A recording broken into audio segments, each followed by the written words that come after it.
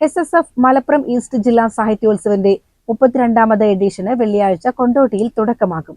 വൈകിട്ട് 3-ന് സ്വാഗത സംഘം ചെയർമാൻ സയ്യിദ് ഷിഹാബുദ്ദീൻ ഹൈദ്രോസി പതാക ഉയർത്തുന്നതോടെ സാഹിത്യോത്സവന് ഔദ്യോഗികമായി തുടക്കമാകും. 3 ദിവസങ്ങളിലായി നടക്കുന്ന സാഹിത്യോത്സവ് വെള്ളിയാഴ്ച വൈകിട്ട് 5-ന് സമസ്ത കേരള ജമിയത്തുൽ ഉലമ സെക്രട്ടറി പൊന്മള അബ്ദുൽ ഖാദിർ മുസ്ലിയാർ ഉദ്ഘാടനം ചെയ്യും.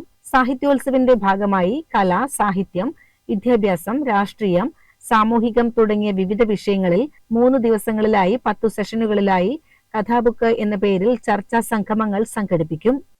ഓഗസ്റ്റ് 1-ാം തീയതി വെള്ളിയാഴ്ച ഉച്ചയ്ക്ക് 2:30 മണിക്ക് പതാക ഉയർത്തലോടുകൂടിയാണ് സാഹിത്യോത്സവിന്റെ മത്സരങ്ങളടക്കമുള്ള കാര്യങ്ങൾ ആരംഭിക്കുന്നത്.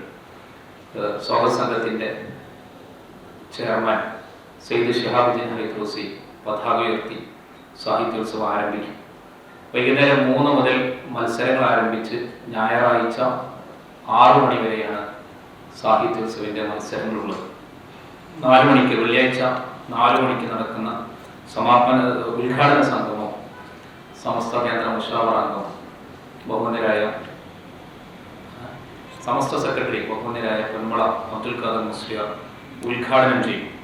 ഞായറാഴ്ച വൈകിട്ട് 4-ന് നടക്കുന്ന സമാപന സംഗമത്തിൽ പ്രശസ്ത എഴുത്തുകാരനും മാധ്യമപ്രവർത്തകനുമായ ഉല്ലേഖ് NP ന്യൂഡൽഹി മുഖ്യാതിഥിയാകും.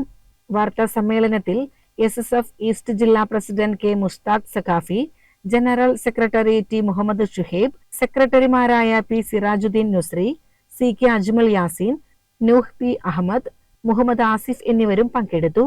CCN മലപ്പുറം.